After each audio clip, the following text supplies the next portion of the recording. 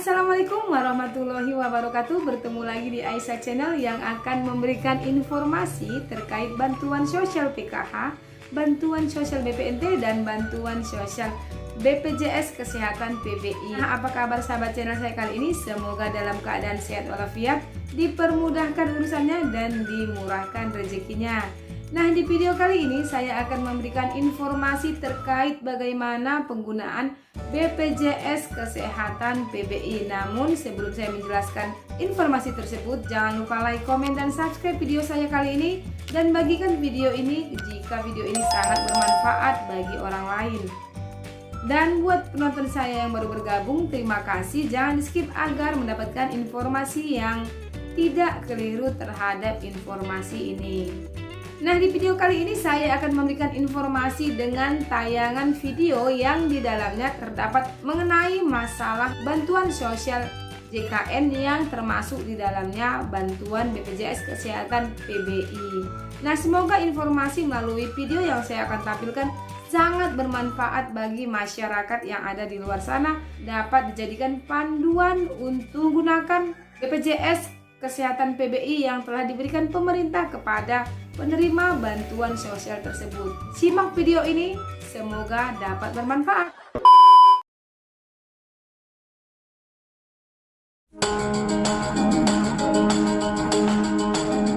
Kita patut bersyukur bahwa mulai 1 Januari 2014 negara kita sudah punya sistem jaminan kesehatan nasional atau JKN.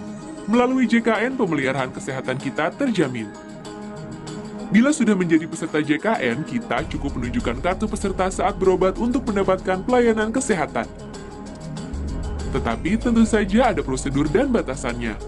Pertama-tama, kita terlebih dahulu harus memeriksakan diri ke fasilitas kesehatan tingkat pertama, seperti puskesmas, klinik swasta, atau klinik TNI Polri yang bekerja sama dengan BPJS Kesehatan atau Badan Penyelenggara Jaminan Sosial Kesehatan.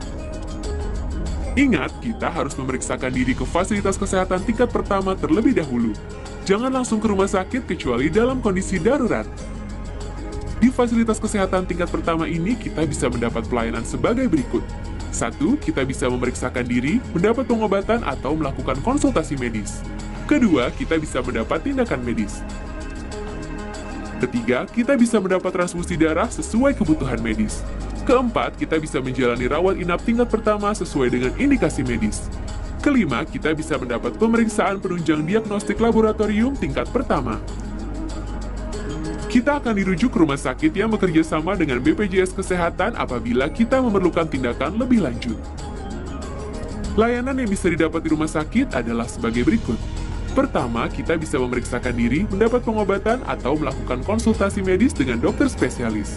Kedua, kita bisa mendapat tindakan medis oleh dokter spesialis sesuai dengan indikasi medis. Ketiga, kita bisa pula mendapat rehabilitasi medis serta transfusi darah.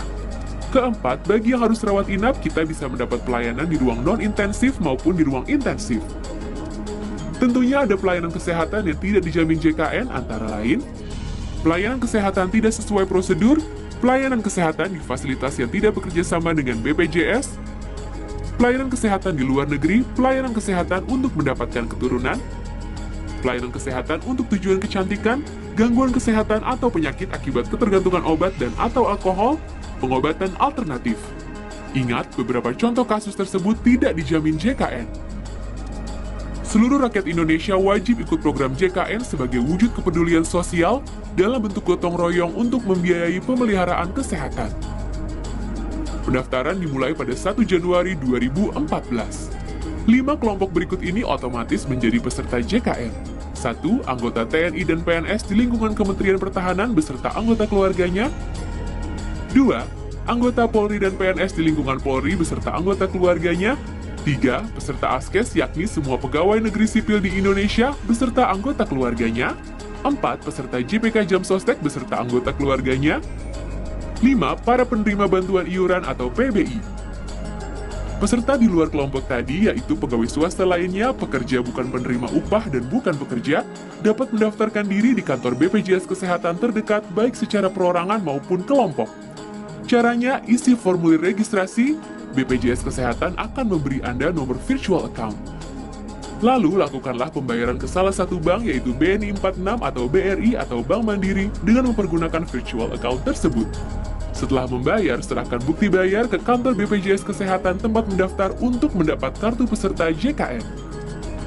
Masyarakat miskin dan tidak mampu yang sudah terdaftar sebagai peserta penerima bantuan iuran atau PBI, iurannya dibayarkan oleh pemerintah. Saat mendaftar, ada 3 kategori iuran JKN yang bisa dipilih. Pertama, iuran Rp59.500 per orang per bulan untuk mendapat pelayanan di ruang perawatan rumah sakit kelas 1. Kedua, iuran Rp42.500 per orang per bulan untuk mendapat pelayanan di ruang perawatan rumah sakit kelas 2. Ketiga, iuran Rp25.500 per orang per bulan untuk mendapat pelayanan di ruang perawatan rumah sakit kelas 3. Untuk syarat pendaftaran, 1. Isi formulir pendaftaran yang tersedia di kantor BPJS Kesehatan. 2. Sertakan fotokopi bukti identitas bisa KTP, SIM atau paspor, dan kartu keluarga. Ketiga, pas foto berwarna ukuran 3x4 sebanyak 2 lembar. Untuk sementara, kartu peserta Askes, Jam Kesmas, dan JPK Jam Sostek yang lama semua masih berlaku. Nah, mudah kan cara mendaftarnya?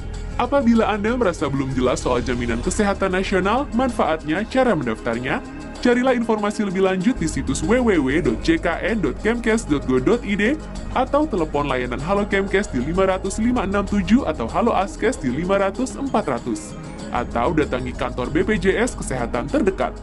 Segeralah daftarkan diri dan keluarga Anda menjadi peserta JKN. Jangan tunda lagi, sebab sakit bisa datang kapan saja.